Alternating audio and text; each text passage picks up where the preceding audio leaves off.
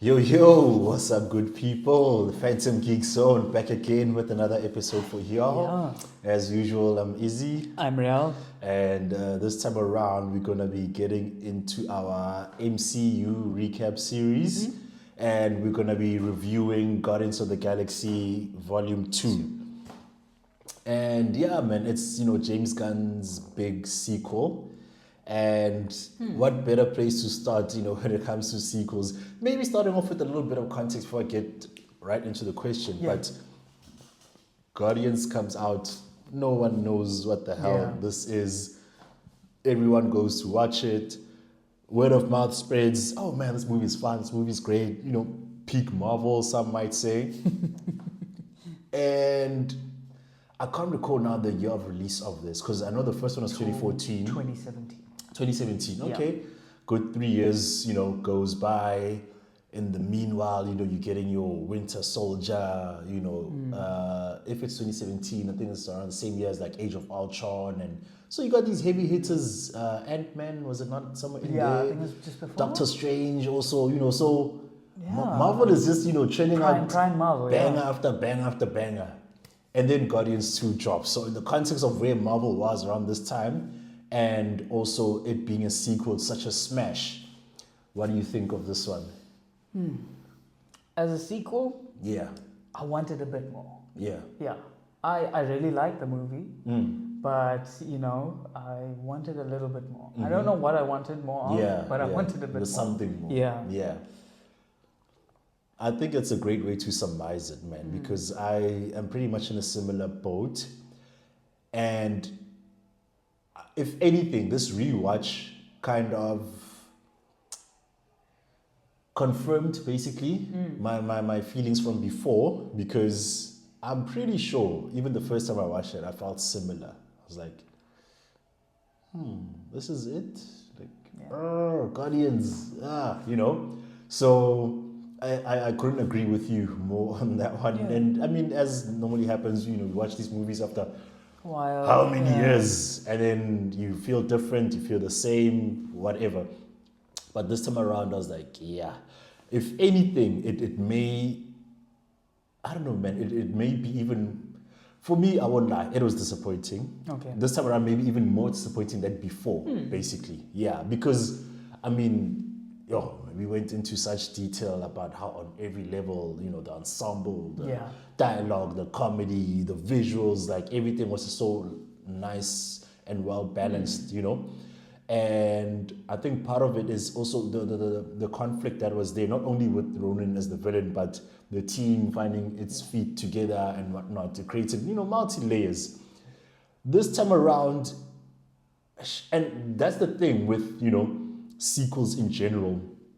But again, in context to our, recording time, we're at a phase where we've seen a good number of sequels across both universes now, DCEU and Marvel, where it comes out great and then, hits a bit of a stumbling block coming through. I think that hero's journey and the conflict that's inherent within it in terms of the first go around is part of what makes the first iteration great. And then beyond that is like, okay, how do you introduce a new conflict when these guys are fairly more secure in who they are and what they're doing? And without a doubt, I think that played a role in this. There's other elements as well that I suspect, but we'll delve a little more as we go along. But yeah, on an overarching basis, definitely, I think left quite a bit to be desired. To what extent will differ from person to person, and not that I'm aware of it having a bad reputation, but given how little it gets mentioned with the good ones, I would hazard a guess that we aren't the only ones. It's kind of, I would like, how can I say, I'm more on the positive side, I would say, because I don't know, I'm just a huge fan of Guardians of the Galaxy. Yeah. Always have been, always will be. So I'm on the positive side, and but there definitely are some. It's one of the more mid-tier movies. It's not trash, but it's not outstanding. And hence my phrasing of the question. This movie was not made in a vacuum. It's a sequel to a great movie, and it's in the company of many other great movies as far as time of release. So that's why I'm like, man, y'all could have taken it a little further, you know. I mean, you pretty much got the same team of Guardians. Not much to be said there. You know, the chemistry is still crazy. The one, you know, exception, if you will, or change being, you know, we got now Baby Groot instead of, you know, the regular size Groot. And I mean, shout out still with the same anger issues though. Like, shout out to him for the opening sequence. You know, it was pretty dope. You know, it's just running around and they kind of showing the not way necessarily from his perspective, but but like also just like they made Baby Groot stand out well throughout the movie. Yeah, which you wouldn't think, like this little twig. Exactly, like they gave him a distinct personality. Yeah, and that's different from the original Groot. And also, the original Groot is relatively more reserved. Yeah, but I suppose kid tantrums versus, you know, immature but adults. also, this is a baby growing amongst the, you know, who has role models and so chaos. On. Yeah, it's absolute chaos. Fighting aliens in space and all these, we're fighting planets and fighting each other all the time. Yeah. So I mean, on that front, you know, the chemistry, the acting, voice, and live action, everything was, you know, pretty much on point. I didn't hate the opening sequence, you know, that weird little worm and whatever, and Drax, of course. Well, I mean, it set the whole tone for the movie, kind of. Yeah, and it's also very Guardians. It added to the story as well. Yeah. It's part of the story, I should say. Yeah, it's also like very Guardians. It wasn't like, oh, now some weird shift and whatever, you know. Drax is like, yeah, no, it's fine, I'll cut it from the inside. He's there, you know, and they doing the real work, and he's like, I told you. And I'm like, no, you know what? It's that's why. They don't even bother correcting him because it's like, you know, that's just Drax being Drax basically. So that was nice and fun. And then from there, man, that for me is where it kind of takes, you know, a bit of a dip. And look, I understand, especially if you're gonna start off with like, you know, an action scene and all that. Good music. Not that it can't, but it often does not remain at the same pace, you know, at least for the next couple of scenes, because you have to reset and then establish the proper tone of what this upcoming movie is about. But if I think of like, you know, I don't know what those people are called, the Golden Sovereign, Nation. The Sovereign, and you know, the whole thing about the batteries and whatever. It's like they try to make them secondary villains, but not quite. So even that half stepping of it for me was like, okay. And then, you know, you get a little deeper into the story and you get to the whole thing about, you know, Peter and his dad. Yeah. And I think part of my disappointment is it's almost like it became more of a Star-Lord movie than an actual Guardians thing. If you think of the first one, everyone had a stake. They all wanted the orb. Okay, They wanted to buy their freedom and whatever. This one, it's like, okay, cool story is taking center stage, which is not inherently a bad thing. Yeah. But if we're thinking of, you know, this being a team and ensemble movie, it shifts the tone. But even when you get to the actual dad himself and how his story unfolded, I think that kind of just, you know, dropped the ball even further. But let's start on the whole shifting the focus to Peter Quill. Peter Quill. So, I mean, if you're looking at it from that perspective, you can't look at it in isolation. You have to look at Volume 3 as well. Because Volume 3 is a rocket movie. I get you, right? But remember, it's also more about... You know what I mean? The stakes, you know, I don't know. But yeah, you can't look at it in isolation. Mm-hmm. But I get what you're saying. Like, it's the tonal shift of what the Guardians of the Galaxy are kind of shifted here. Yeah. And I understand your point about Guardians 3. But with Guardians 3, and of course we'll delve into it, you know, when the time comes. Yeah. But the quick summary is the execution was better. Yes. Here, with execution not being as strong, this becomes a grievance. That's pretty much what my angle is. Yeah. Then I agree with you from that sense. Because again, to argue against my own point, they are guardians, they are defenders of the galaxy. Yeah. I suppose Ego was trying to get to a point of then conquering the galaxy, and then that's where that comes in. Could be argued they're cool, but I just didn't feel it hit, you know, home hard enough for my liking. The stakes were big, but they didn't show it enough. Yes, especially because they were battling more of a concept. Yeah. That's the other thing. I mean, they did show it where, like, on these planets, then, the flower flowered or whatever. But I mean, that's just like, homie doing a TED talk, yeah. Not like actual planets being devoured. And so I think that is something that could have driven that point a little. So they did show it, but when the Dairy Queen got absorbed by the. That they had little bits. It was just starting, and then So that is one element. The other side of it is, I don't know, man, the pacing of it. Perhaps they were trying to use the time to establish Peter's relationship with his father, right? But it almost felt a little too slow and dragged out. Not that scene itself, but more when they were on the planet Ego. Yeah. I don't know how you felt. I don't know. Like, on the planet, it was...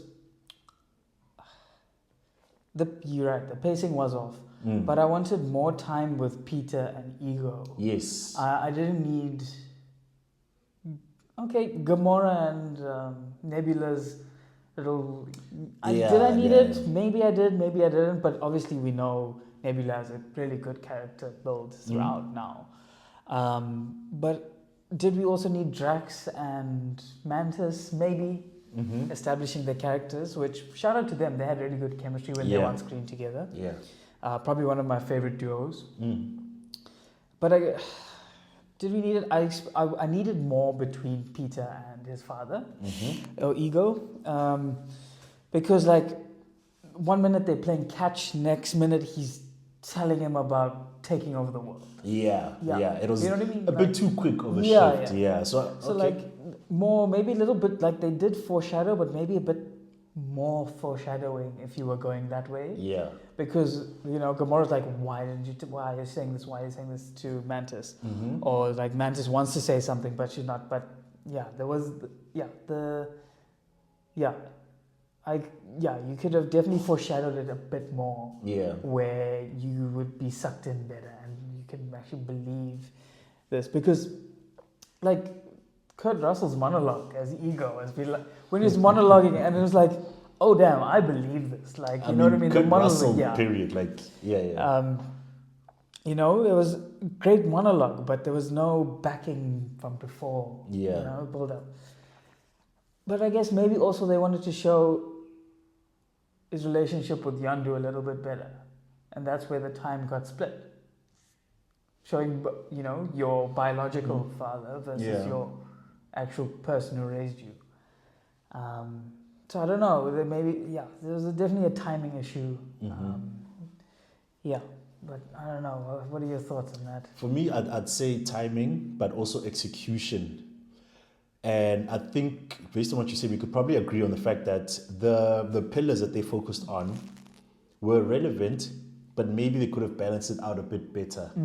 So, I mean, I think you're right, the balance. Random thought I'm just getting now, because I definitely felt what you were saying regarding the relationship with the dad. Like, no man, drive that thing home. Like, make us believe. Because look, it's like, oh, this is my dad, cool. But then show us the developing of that new relationship so that the cut off will hurt even more, And again, back to the random idea.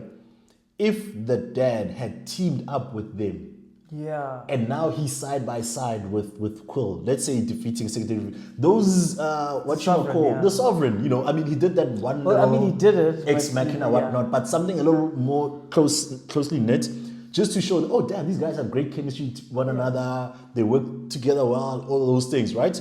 And that's also room for Mantis to be around and just be the more excited Peter gets, she gets more concerned. Nebula's like, what's going on here? She and Drax can still be everything can happen at the same time and in the same setting, basically. Instead of these guys are inside there, these ones are outside, and then you have to divide time among all of them. Something like that, you defeat your, little villain that doesn't really mean much on another planet. And then after that, have him do the conquering thing.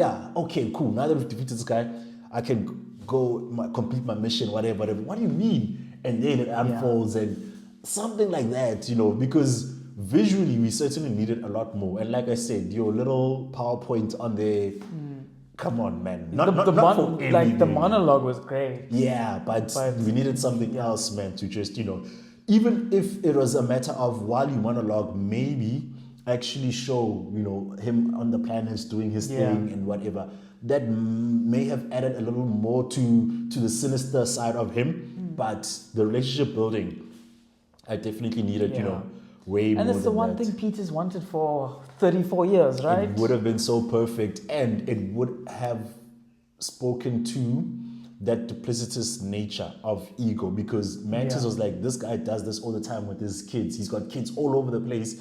It's just batteries for him. Because when he starts off, it's like, my one suddenly, you feel like he's his only kid, So to do that, and then again, if they'd shown the bonding correctly, and then you realize, damn, he's just another number to this guy. Like, that would have, driven it driven it home a lot better. Especially then with how and where you bring in that element of, once I heard about human who could hold a power stone and whatever, all of that stuff, man, like I feel like it could have done a lovely little crescendo. I don't know why they chose to go this, reserved direction, if you will, but that could have been, crazy and mind-blowing. Then, we touched on Yandu. We can get a little into his story a bit more. He, of course, ends up dying at the end of this. Oh, what a death scene as well. And even the, I suppose, redemption as well. Yes. But the character development that takes place, between the two movies. Just speak on that a bit. Yeah, so I really enjoyed, but in the first movie, he was just more like Peter's guardian, They have a relationship, but it's like very like... antagonistic in a sense, but then you can see they kind of care for each other. More of the same here. I think Yandu was setting the scene first of all. That scene when they get contracted by the Sovereign, we're on the planet, and then it's like. And then Stallone, that's where we get introduced into Sylvester Stallone. Yeah. And shout out there. You're looking a bit young in that one. Nowadays, Stallone looking old. Yeah. I mean, this was how many years ago? 8 years, give or take. Yeah. Anyways, but it also gives insight as to how much Yandu kind of cares about Peter, because Stallone's like, you've lost 99 Ravager, fleets of business for one, Yeah. And then... obviously that feeds in further down the line where Yandu realized that he was, giving ego kids to get killed. Yeah. And then he actually saved Peter. That's part of why he started. Shows, his line was like, you were just a small kid who could fit into places, but the actual thing was like, I wasn't really saving your life.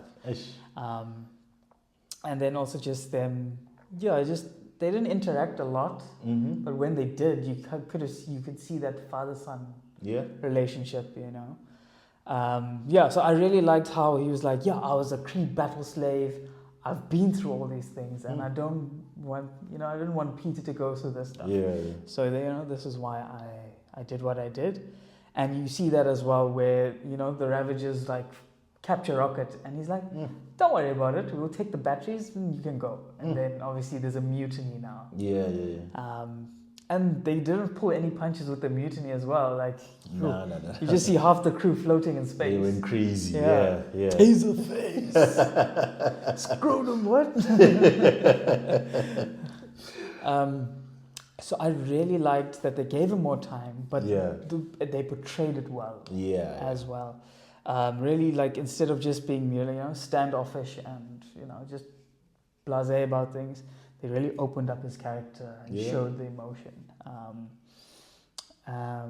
So definitely more of a father figure than Ego. And you can see that when they were flying the ship together in Ego's planet. They were just talking, but you know what I mean? You just like how you talk with your parents. You're just talking and you're fiddling, but you're arguing, but you're still... that family banter type thing. I mean, what more can I say? And then that final scene was like, I've never really been a hero. Let me do this one more time. And then obviously he saves Peter. At the expense of his life. And there was a full redemption arc. You know, like he was never gonna get the Ravager salute and the funeral, and then they just ended up getting it. And shout out to Sean Gunn, he just sold that excitement. Yeah. That scene. So probably my favorite character in this movie. I don't know. You have more to say? Yeah, there's a couple of things to add to that, but you pretty much hit the nail on the head. And I mean, at this point, it should not be a surprise. But any chance to praise James Gunn, I definitely will grab it with both hands, because go see our other episodes. I'm saying even way early, man. I can't recall what exactly we were talking about at the time, if not Guardians 1. But I was like, there's this thing with James Gunn and being an MCU director where I don't know how, I don't know why, but I'm glad. He seems to have some level of, look, no one has proper carte blanche, but he certainly has more than a lot of other directors. There are all these fights about, behind the scenes, and they forced people to change this, they were forced to include these characters, whatever. I'm not saying James Gunn doesn't do that or doesn't go through that, but the end product that he gets doesn't put it in your face. You don't feel as though there was so much comedy because Marvel forced it. There isn't as much cameos because Marvel forced it. Feels nice, self-contained, and doesn't do Marvel to the same extent as all the other Marvel movies do it, if that makes sense. It's still like a separate entity, basically. And I say that to say, even when you talk about like now the death of Yandu, and which was clearly an actual death, not one of these fake outs and whatever at the last second. And because it was a planned thing, you see in the backstory that precedes the death, You mentioned like the meeting with Stallone and all. We spoke so many times about needing a backstory, needing motivation, whatever. And whenever we say that, we're not saying dedicate 50 minutes to breaking this thing down. No. Just that little conversation told you so much about Yandu and his history. And I mean, the way he operated, it was as though he's a lone soldier with his own little, merry band of bandits. But you realize, no, they're part of a larger group. Yeah. He was essentially, excommunicated and that sort of thing. And the thing is, he didn't apologize once, for like because he understands his reasons. But at the same time, when they spoke about the salute, what we realized, man, he lost that brotherhood of the larger organization. So things like that, I'm like, this was pretty incredible, So I like that they gave him a nice proper send off. Yeah. And that duality, not of man, but of dads that they have, Ego on the one side, and then you've got Yandu on the other, typical moment of had it all along, even though I was in search of it type of thing, but executed so wonderfully and so brilliantly. So now Yandu, big shout out to the homie, fun little scenes in between here and there, like baby Groot having to fetch his fin, and bring everything, even just that fin scene when he's just walking and whistling, and he just and like what I really liked was like the crew, as soon as they heard he got the fin back, they were like, he's got the fin, and everyone knew it was over. It's time, and like just standing, in that control center with the cameras, and you just see all over the place, and even beyond that, going to the actual corridor in question where he's just, cutting through all these dudes and the fun and different ways in which that thing was just spinning and moving around. Scene, visually also it was stunning. It was quite striking. So Yandu got his got his shine, without a doubt in this movie. Ego, we of course spoke on before, but just to drive the point home of Kurt Russell, because it's also now our first time seeing him and his portrayal. The writing let him down a little, but portrayal was Kurt Russell. He had the aura of a god. Yes. Small G. He's small G. The days I'm feeling humble like good old Jax. Man. He was great. His delivery, all of that. You could tell that this is definitely someone who, thinks of himself as, high and mighty. Even, we're going character portrayals now as well. Mantis, like that meekness. Yeah, man, that she was so brilliant. I meant well. to check, like, who plays her and whatever. Pom Clemente. I feel like there's a familiarity. I don't know if you know her from something else or what. No. But yeah, I was like, man. But yeah, she's like French. She did it. Is it? She did it so brilliantly, man. Like And you touched on the chemistry with her and Drax. And like, it's such an underrated. A duo in all of this. Yeah, it's very easy to just glance over, but like yes, it's comedic relief, but when they, those powerful moments, that they put on her shoulders, and she carried it extremely well. Star-Lord and Gamora. Some unspoken thing. Yeah, like what's your take on that? Because I don't know if they fully went with the evolution, shall we say, in that aspect, because they were kind of both dealing with their own things separately, but it's kind of like, no, we still kind of got each other. It wasn't the main focus. And I'm okay with that. Especially towards the end where Gamora's like, where's Peter? We can't leave him. So it kind of like came full circle towards the end. Okay. And then how it plays out in later movies, as we see. Of course, we know. Actually, it is some unspoken thing. And I suppose even on the element of just taking your time to build towards it. Cool, because I was a bit, man. Because now if you're doing love stories, now you're always going to get compared now to Peggy Carter and Captain America, which is like that. It's like kind of the main thing in that movie. Yeah, but they just had the one movie also. Or an Iron Man and Pepper Potts now, which plays out throughout. But obviously you have to do it differently now. Okay. Yeah. So I didn't mind that it was present, but and not as prominent. Okay, cool. Because obviously that's not what the main focus of this. Just needed some clarity on that, and I do like and appreciate that they were both occupied as well, so it kind of made sense. They both have their own version of family trauma to go and just deal with. And then Nebula, what's your take on her? Nebula, I mean, give better insight into her character. I mean, we know. Hard hitting story. Her motivations, and just her growth as well. Because she's like, my sister beat me every day and didn't say anything. And then now, she showed her sister mercy, kind of, And then Gamora's like, but I was only thinking about being alive as well. It's not. And it also her portrayal, in this particular movie, shows the power of writing and performance. Because, I mean, how many times we're like, backstory, maybe show us this, show us that. But with her, it was just enough. The way she delivered the monologue about, the backstory. It's almost like you could picture it in your mind. You didn't need, them to show it. You were able to see it, given how it was brought about. And then I guess that's the thing now, right? You showed it with, like you did it with Nebula, but you couldn't do it with Ego. You know what I mean?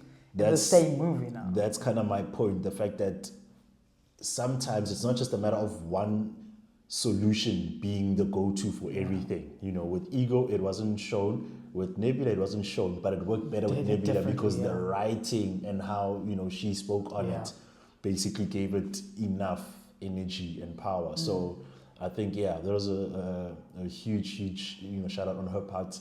Someone who also definitely doesn't get enough credit. Her portrayal each and every single time. They like to just sprinkle her in and whatever, but she tends to be very, very impactful, when she comes through. That was dope. And her even just sacrificing herself, firstly being selfish the first time by selling out Rocket. And then towards the end, sacrificing herself by putting the power, she's become the power source for the ship. Even that character arc and growth in there, which does make sense because she had her own ideas on her relationship with Gamora. But when Gamora's like, no, I was also just trying to stay alive, then it would make sense for her to be like, damn, maybe I had this whole thing, backwards the entire time. And then, you kind of move a little differently going forward. Rocket Raccoon, look, he got that little dope scene. At the beginning. And in the forest, you know, when he was shocking all those guys guerrilla warfare who tried to sneak up on him, not, you know, front and center. Yeah, definitely. Kind of spotty here and there, but in the context of the trilogy, I think it's not an issue between the first movie and even the second one, you know. Because at the end of the day, you kind of do need to choose, pick and choose your battles and whose stories you're going to, you know, show more. Especially because, like I said, there's a bit of a disjointedness this time around in terms of how they focused on the... Yeah, and I mean, they kind of just left him on his own, you know what I mean? Yeah. But again, in the context of everything, I'm like, you know what? I'm actually not too mad at that. It's not like I wanted more of him and less of the other stuff. I just wanted the other stuff to be done a little bit better, you know. Yeah. Anything where you feel like, or anything else rather, where you feel like they fell short? Again, for me, it was more about that whole ego thing. But aside from that, the movie is pretty good. Like, the visuals are crazy as usual. Guardians, like that when you're entering Ego's planet the first time. As beautiful cinematography and CGI and whatever. Even like that little sunset that they had on there, between how beautiful it was and then the tension with Mantis. Yeah. It's like she had this fear, and you know, like kind of like vampire movies or whatever, where the sun goes down, people are like, oh damn. And then she had that, and I'm like, oh, that's actually quite an interesting, you know, contrast that they had in there. But even Ego when they like disintegrate him and then he starts regenerating himself. That was pretty cool visual there. So visually stunning. Visually it was proper. As Guardians like always. Other weak points. They just had, you know, one or two, but in like the core of the movie, which is the motivating I feel like come on, man. Fun little fact. Remember that crew that Stallone was rolling with? They had like a diamond dude. Yes. That's Michael Rosenbaum. Oh. Yeah. Okay. AKA Lex Luthor from Smallville. So, because he's must got a podcast. Yes. You know, inside of you with Michael Rosenbaum. Or Talkville, right? He's got that. That's a small one. The rewatch podcast with Tom Welling.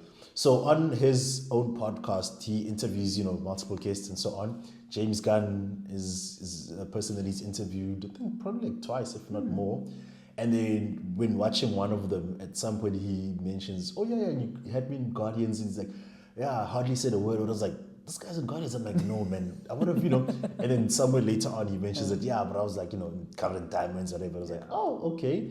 And so I kept it in the back of my mind the whole time. So when watching, I was like, there he is. Yeah, you know. Michelle Yeoh was one of the Ravagers. Yeah, so if anything, you know, as far as another low light is that at the end, there was like a teaser, man, about those guys doing something as a crew, you know, Stallone, Michelle Yeoh. Oh, like the OG Guardians. Yeah, they like banded together, and then it's like, okay, we're going to get to something. And then to this day, not even a single mention of them. That's pretty strange. Like, it's one thing for them to not bring them back, but I'm more surprised that they're not being in conversation out there, because usually the public will be like, no, but where's this person? What happened to this, that, and whatever, you know. So, but I would have liked to see something, even if it was in this movie, a young little action scene or whatever, as opposed to the other one. But I recall even from the last time around, I didn't know Michelle Yeoh like that at the time. Stallone, I of course, did know. I felt like, man, maybe underutilized. Now I understand it a little more in terms of just his role as far as giving context, you know, to Yanru's backstory. But with that teaser, I'm like, it would have been nice to see the payoff, you know. Like a little 10-minute something on the Disney, whatever. Man, even if it's on one of the TV shows type thing. This looks like something that's pretty hard to screw up. A what if, there we go. Yes, that also, you know, maybe there's still time, who knows?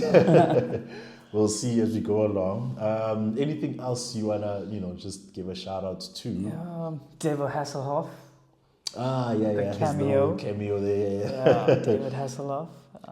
And also with Ego saying, I tried to choose a form that will most appeal to you. I almost wish he didn't say that line. Because with having David Hasselhoff pop in and out, it's like either him or Kevin Bacon, one of the other guys he actually mentioned would have, you know, been perfect. And then now you choose this dude. How is that thing for Peter? You know, so But yeah, shout out to to him. I remembered him from the last time still, so I was just waiting. Any other cameos? Howard the Duck again? Yeah. Just outside of the brothel that Diandu was in. I was like, yo, Marvel, is this you? Ducking around. Yeah, that was an interesting one. I actually feel like there were a couple. I just can't exactly recall at this moment. Hey? Yeah, there were a few interesting ones, here. But like, obviously not the typical, big star type thing. But yeah, it was one of those, type of cameos that they had in here. So I was like, that's just James Gunn, I suppose. Then if there's nothing else, man, I think we may as well just get to our rating for the movie. What did you give this one? I would say like a soft 7. A soft 7, yeah. I'd rewatch it again and again and again. It's just a little bit of the story. I don't have too much of, don't like too much. But for me, I would give it a 6. 6. Yeah, I would give it a 6. As I said, not too many disappointments, but like, it was in the focal point of the movie that needed to be tightened up a little more, especially if you think of the brilliance of the first one and how well the first one has held up after all these years. But still a fun watch, something I would check out again, and certainly not a waste of time. The only other thing is to get to our top 5. Yeah. Right? Okay, so just to refresh our memories as far as who we've got, it's Iron Man 1, first place. And then we've got Captain America, the Winter Soldier in second. Mm-hmm. We've got the Avengers in third. Yeah. And then we've got... We were split between... there's Captain America and Guardians 1, funny enough, But obviously, we have differing opinions as to which one is fourth. Yeah, which we need to resolve now. This one definitely is not going to get into it, but... Yeah, I think we've had enough time to see which one deserves to be number 4. I'm still sticking with Captain America. I'm not budging. I'm not budging either. Nah, but I'm sticking with Captain America. If I think sticking with Guardians. If I think of the brilliance of the hero, I think of that nice little self-contained story. And how every element hit hard. If I think of the villain, Hugo Weaving as Red Skull to this day is one of the greatest that we've ever had, No. What do you mean? Red Skull is great, but he's not one of the greatest. He's one of the Marvel, the universe, which has so many horrible villains, and Red Skull is not among the best ones. Yeah, I'm not saying he's number 1. Yeah, no. Greatest shouldn't be the word to use there. What is the word? He's good. It's good. Nah. There aren't too many people. If you look at every last villain in the MCU, there aren't too many people that you're gonna be able to name. And Hugo is no slouch. Red Skull is no slouch. Agreed. Where that list is concerned. So I'm saying he's among the greatest we've had. I'm not saying he's the greatest. No. He's in that, upper echelon. Basically. Yeah, okay, I agree. Upper echelon, but not... Which is a synonym for greatest in this context. No, it's not. Dog. No, what it's do you not. mean? Echelon is a group of... It's a group. Upper meaning? Yeah, above average. Come on. Upper. That's why I say above average. As in mid echelon, upper echelon, lower echelon, same like average. As ironic as it may be for me to say this, but this is some crazy hair splitting now that's going on. But yeah, definitely, I agree with you. He's a great villain. But I don't know. Top tier. Here's my resolution then. If we can't agree between Guardians and Captain America, what I will do is we'll leave it as is until such a time that another movie deserves to be in the top 5, and then we'll see between those 3 what the final placement is going to be. Yeah. That pretty much then brings us to the end of our review. Shout out for sticking around. Hit us with that like, hit us with that subscribe. Follow us on Instagram, the Phantom Geek Zone, and we'll catch you then at the next one. Yeah. Peace.